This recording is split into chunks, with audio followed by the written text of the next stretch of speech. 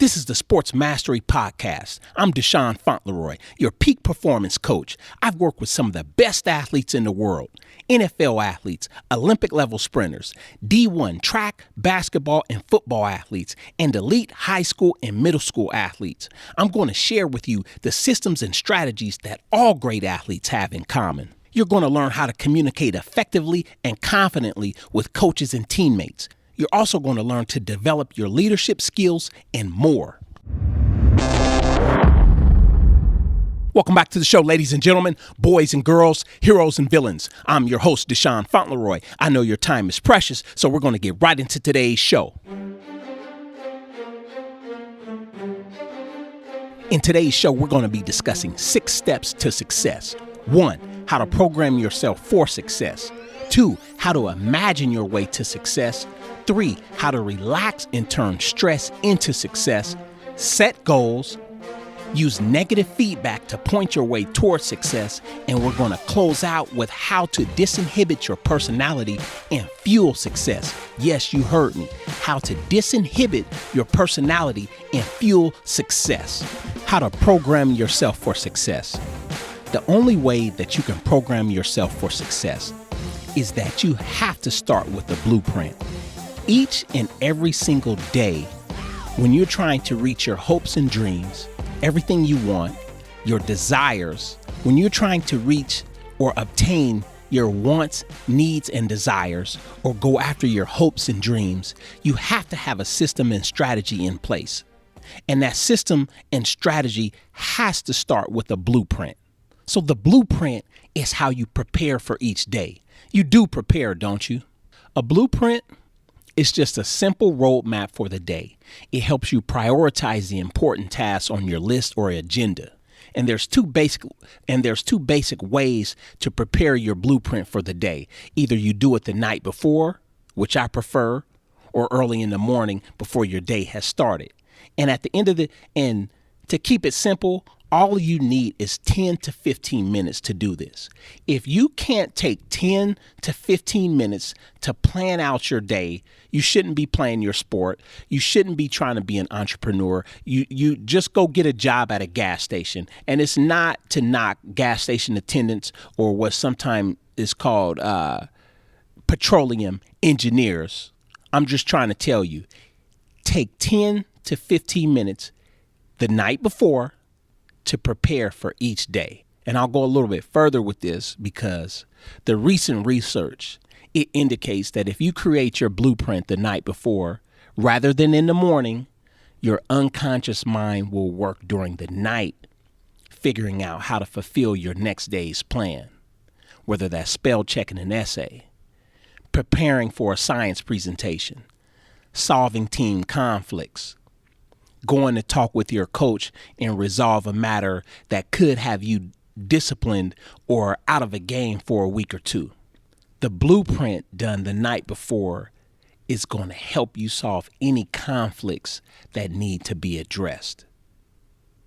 So what I want you to do, if you can, take time each evening to plan for the next day and review your plan before bedtime.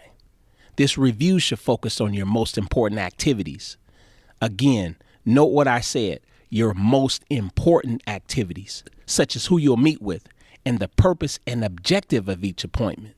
Set specific time limits for your appointments. Also go over what projects that must be worked on. And remember, do what you must do, not the easy task. Get the things done that must be done that's going to move you forward. And finally, determine if you have reserved enough time to deal with them.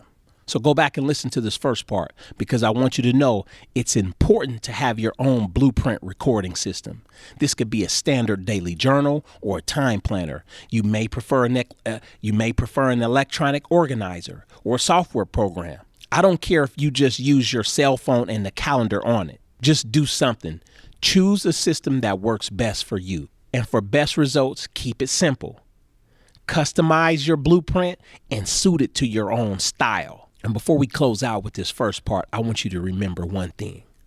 The one thing that separates winners from losers is winners take action. This episode is brought to you by ProForce Athletics, the home of unique and custom sports tees serving athletes, teams, organizations, and fundraising campaigns. To learn more, visit ProForceAthletics.com. So at the end of the day, you're going to program yourself or you're going to be programmed by somebody else. And the reason why you're bitching, complaining, and whining about your needs not getting met is because you're not programming yourself and you're falling into somebody else's plans. They're treating you how they want to treat you because they want what's best for them, not what's best for you. When you start programming yourself, one, your attitude is going to change and you're going to learn how to work best in certain types of situations or parameters to get your needs met, but also to help the other people around you. So again, either you're going to program yourself or you're going to be programmed by somebody else. So I want you to take this blueprint thing that we're beginning with today serious. So think about this. You have to create this blueprint the night before, and then you have to sleep on it. And I need you to start creating a blueprint in such a way that you get the must-have, the must-do things done first. You have to get the must-do things done first. I don't care about a long list of 20 to-dos and you get 15 done and you leave the 5 most important things out, and that gets put off for the next 10 weeks. Not going to happen. Not a part of sports mastery. If that is you, you probably should do one of two things. Stop listening to this episode because you're wasting your time. You're wasting your team's time. You're wasting your coach's time. You're wasting your family's time. Especially if they're investing in training, if they're investing in strength coaches outside of your program, if they're investing in skills coaches outside of your program. You have to fall into a blueprint. I need you to start being honest with your coach. Start being honest with your parents. Be honest with yourself. If you'll do that, if you'll create that blueprint, share it with your mom and dad, share it with your coach, share it with a mentor, share it with a counselor, I promise you will start moving in the right direction because you want to learn to program yourself. You want to learn how to take control of your own destiny, not let somebody else do it, not fall into somebody else's programming. So take action now. So you got to imagine your way to success. That is the next success secret. How to imagine your way to success. And part of that is creative imagination. And you've heard me talk about this in prior episodes. Hindsight, that's reflecting on the past. You can reflect and visualize and use your imagination on a past outcome that didn't turn out the way you wanted to. Change that outcome to the outcome that you wanted. Is that not creative imagination? When you can go back in time, reflect on the things that you should have did and see yourself doing those things for a different outcome. Have you ever had a chance to visualize the future? Visualize the championship game or that first game of the season? Is that not using your imagination? Is that not creative imagination? When you hit the game-winning shot, you kick the game-winning field goal, or you run a kick back for a touchdown or a punt back with no time on the clock? See, the funny thing about this imagination and visualization thing is that we all did it when we were younger. On the playground, in the backyard, in the house, knocking shit over, getting in trouble, breaking glasses, or knocking a lamp over because we were playing the game in our head and moving around. That was using our imagination. That was using our creative imagination. That was visualization. So you can see that there's a purpose to this. If you can see the game in your head before it's done, and you've often heard people say this, it felt like I had done it before, or it's been termed as deja vu. Look that up. But all I want to say to you is that you have to go back to using your imagination. That's all visualization is. I know some of you out there, no, I don't want to do that. It's boring. I feel stupid doing it. Well, that's why you're in a stupid position. That's why you're in a fucked up position, because you're not doing the small things that every successful person does. whether they're in politics, whether they're in education, whether they're in entertainment, whether they're in the military, whether they're in law, whatever industry that you can think of. This is way beyond sports. The people that are successful and that are at the top, they visualize what they want. They see it in their head. They think it out before it ever manifests itself. It's no different than the championship boxer. That's why they shadow box. They might fight that upcoming fight 1,000 times. See that opponent 1,000 times. That's all shadow boxing is. It's just using your creative imagination. Now, I could throw daydreaming in there, but it's unplanned. It's unplanned visualizing. I'm talking about your blueprint, adding 10 to 15 minutes in your blueprint for visualization. I'm telling you, you have to get back to using that theater of your imagination like when you were younger. And you have to ask yourself, why did you stop? Why does it feel stupid now? Why does it feel boring now? But you do realize you can get those extra reps right in your room, right in a confined space or in the living room, or go out into the yard, whether it's the front or back, and work on your 3-step drop. Throw 10 touchdowns, throw 6 touchdowns, kick the game-winning field goal, catch the game-winning touchdown, make that last second pin before the wrestling match is over, win the championship in your head, see it, smell it, feel it. Can you hear the crowd? What does that feel like? Because using your imagination, it should bring about a certain type of energy. So I need you to think about that. Imagine your way to success. We've talked about the blueprint, and now we're finishing up a simple discussion on using your creative imagination. You have to do this. I need it to be planned. It can't be unplanned daydreaming in the classroom. That doesn't count. I need you to take time on your own because this is a systematic process. This episode is brought to you by ProForce Athletics, the home of unique and custom sports tees serving athletes, teams, organizations, and fundraising campaigns. To learn more, visit ProForceAthletics.com. 6 steps to success. You got to relax and turn stress into success. Now, if you haven't did this already, I need you to go back to sportsmastery.com/33 because I'm talking about legal tranquilizers. I'm giving you all the answers to learn how to relax and turn stress into success. I even found a new term, do-it-yourself tranquilizers and drug-free tranquilizers. And one thing I want you to remember about relaxation is that it is the key to activating our creative imagination. We just talked about this. You have to learn how to relax. And I want you to go back after you listen to this episode, go back to sportsmastery.com/33 and listen to the episode on legal tranquilizers. Or if you're on the site right now, just go to the podcast archive and I'm sure you'll find it. It is episode number 33. You have to learn how to relax because one of the biggest benefits when you learn how to relax is that you will start to respond to stressful situations in a way that diffuses stress and leaves your self-esteem intact. So far we've discussed creating a blueprint. We've discussed imagination and visualization. And now we're discussing how to relax. These are all things that's going to help you with your self-image. And I want you to know how you see yourself is very important.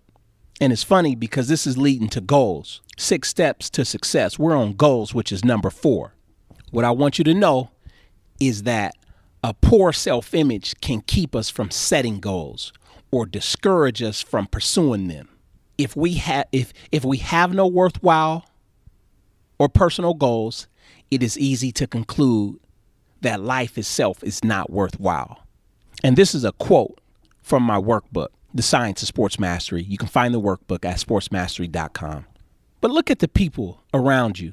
Look at the people on your team that are average, mediocre, not that good. They have talent, but they never reach that level. Look at the people in the classroom. You got some smart people in your classroom that could be 4.0 students, but they choose to be 1.9 and 1.7 students. And I will argue that they're in a messed up situation or they're failing and they've chose to fail because they don't know how to set goals. And on a deeper level, they have a terrible self-image.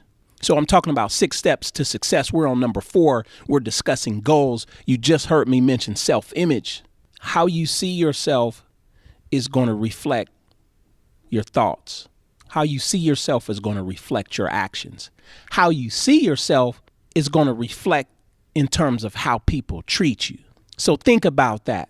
Think about what you think about. And we're talking about goals, right? I just want you to do some simple things regarding the things that you want, need, and desire. And the first one is I want you to create a picture goals book.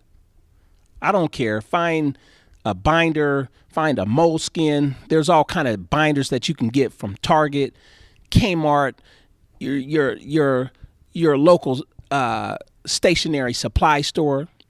Find something to create a picture goals book. Things you want, cut them out of magazines and just paste them inside of the book. Look in the newspaper, cut it out, paste it inside of the book. You want to go to a certain school, find that old ripped up ESPN sports magazine, find whatever it is that you want, need, and desire, cut it out and paste it into the goals book.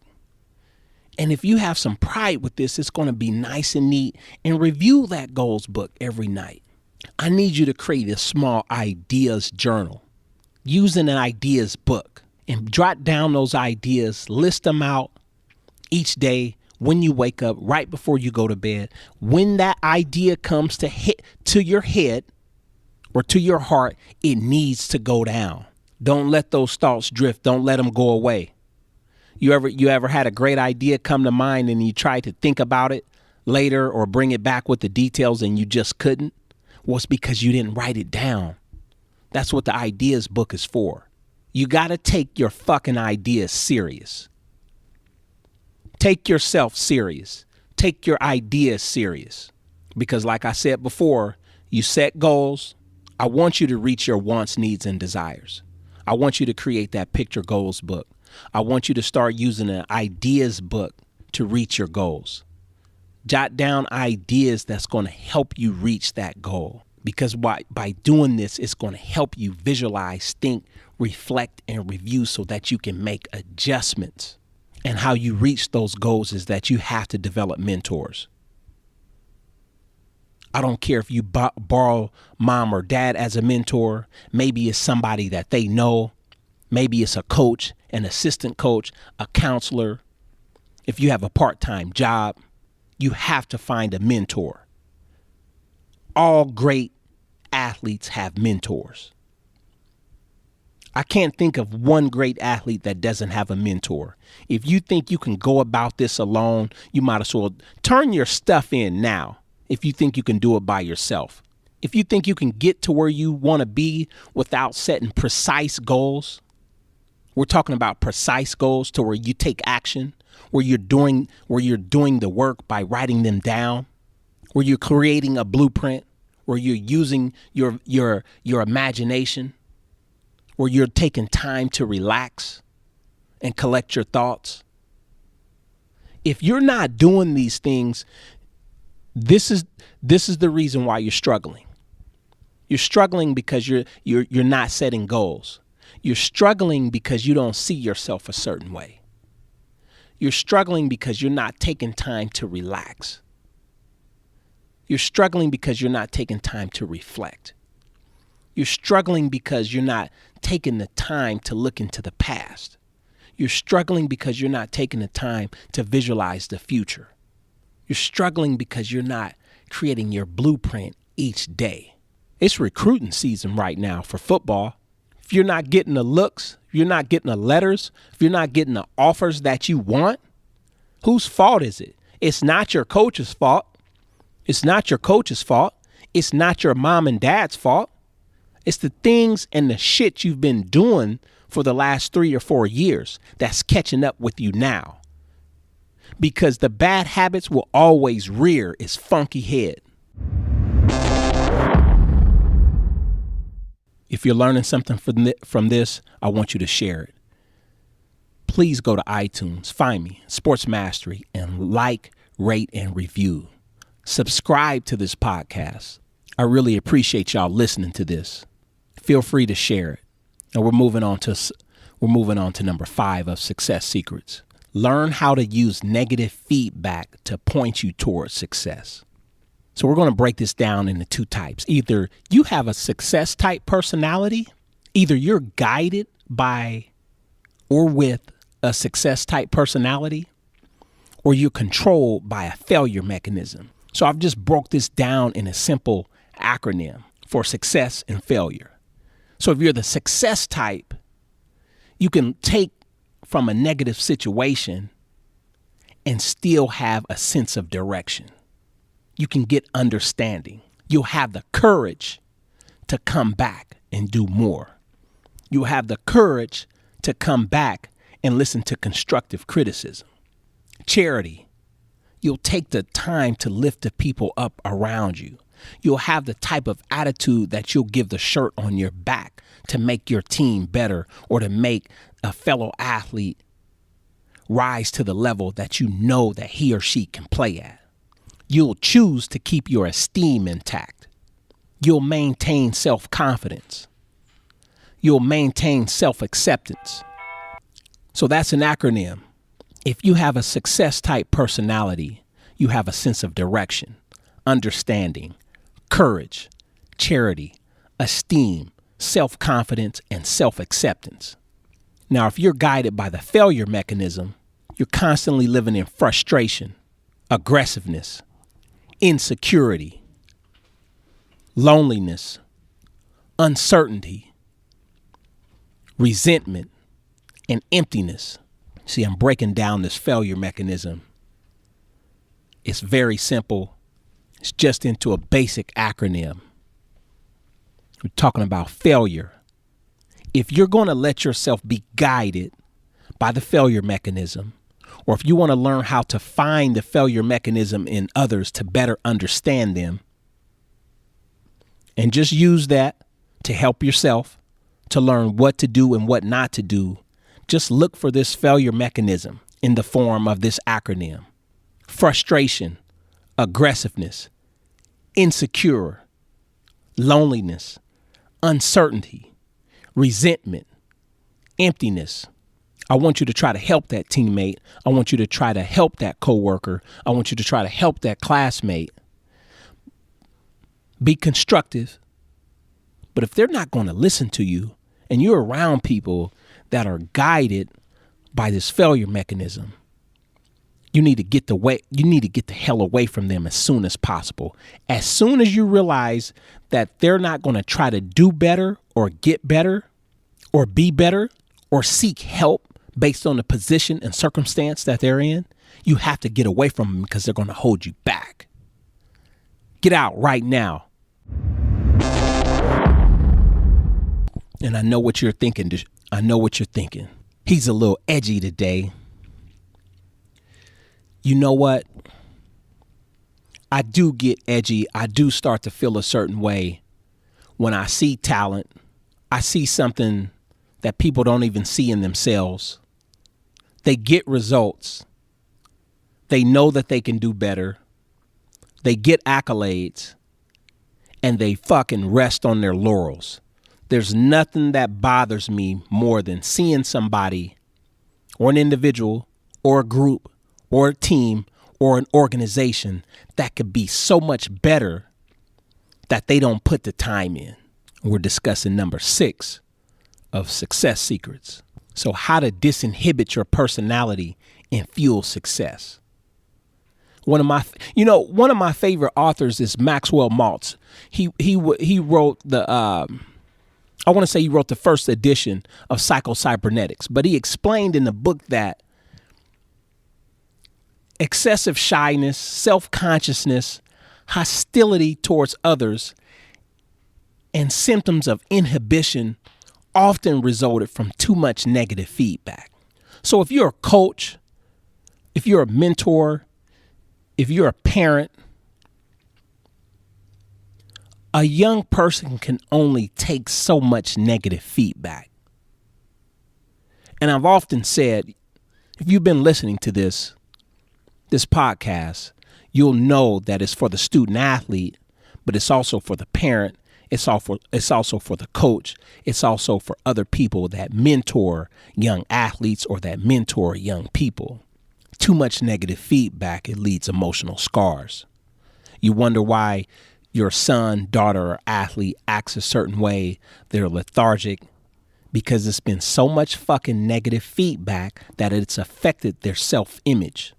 And what Maxwell Maltz termed emotional scar tissue. So sometimes we got to be careful as coaches, the language that we use. There's a time for tough talk, but too much tough talk, it can damage the individual, it could damage the team, it could damage the whole organization. And as I said before, I want to discuss these 6 steps with you to help you maintain your esteem. Maintaining your self-esteem is a lifelong process. Sure, you're going to have some ups and downs. I want you to use these strategies that we've discussed today. I want you to use the success secrets that we've discussed today to help keep your self-esteem intact, to rebuild your self-image, or to keep your self-image in the right place.